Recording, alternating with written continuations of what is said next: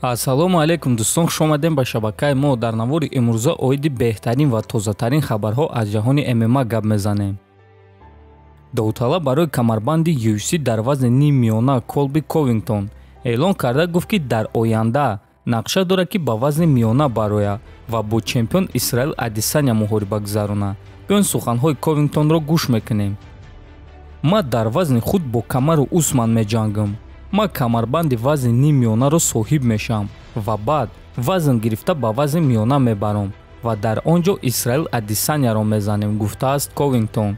хотиррасон мекунем, ки UFC нақша дорад, ки реванши Камару Усман ва Колби Ковингтонро моҳи ноябр дар турнири UFC 268 ташкил кунад. дӯстон, ба фикри шумо Ковингтон чемпиони нав шуда метавонад ё ин ки Усман боз ӯро манъ мекунад? метавонед фикротонро нависен. шаби гузашта ташкилоти ACA саҳнаи нави муҳорибаи варзигари тоҷик Аъзам Ғафуровро эълон карданд. аз аввал Аъзам Ғафуров бояд, ки рӯзи 28 август дар шаҳри Краснодар дар турнири ACA 127 зидди Микаэл Селандер меҷангид, аммо бо сабабҳои номаълум ташкилот ин муҳорибаро аз санаи 28 август ба санаи 11 сентябр кучонданд. акнун Аъзам Ғафуров ва Микаэл Селандер рӯзи 11 сентябр дар Минск дар турнири ACA 128 вохоҳанд хурд. хотиррасон мекунем, ки айни замон Аъзам Ғафуров дар рейтинги вазни 57 килограмми ACA дар ҷои 8 қарор дорад, а рақиби ӯ Микаэл боша аз рейтинг берун аст.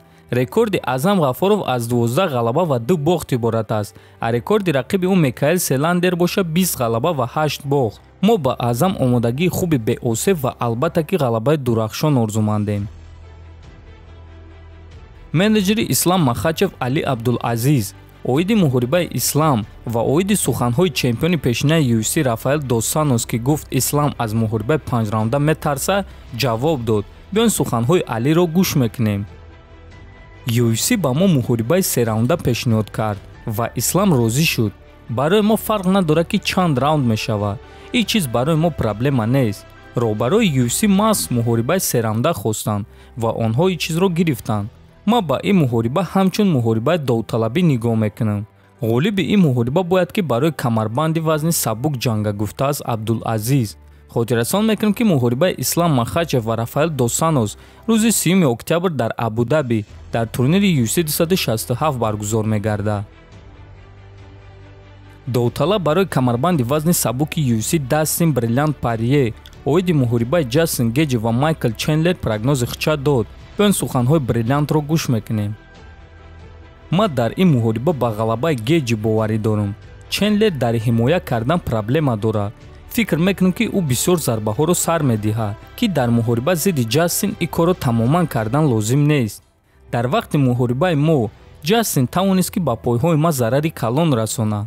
дар вақти муҳориба ӯ оиди мавқеъ тамоман фикр намекунад ва аз тамоми қувва бо пойҳои худ зарба мезанад. Геҷи ҳадафи худро шикор мекунад ва оиди оқибати кор тамоман ғам намехӯрад, гуфтааст Порье. хотиррасон мекунем, ки Ҷастин Геҷи ва Майкл Чендлер рӯзи 7 ноябр дар турнири UFC 268 вохоҳанд хурд. дӯстон, шумо бо прогнози Дастин Порье розӣ ҳастен ё не? метавонед фикротонро нависен. дар канал обуна шавен то бозид хонободу сарбаланд бошен.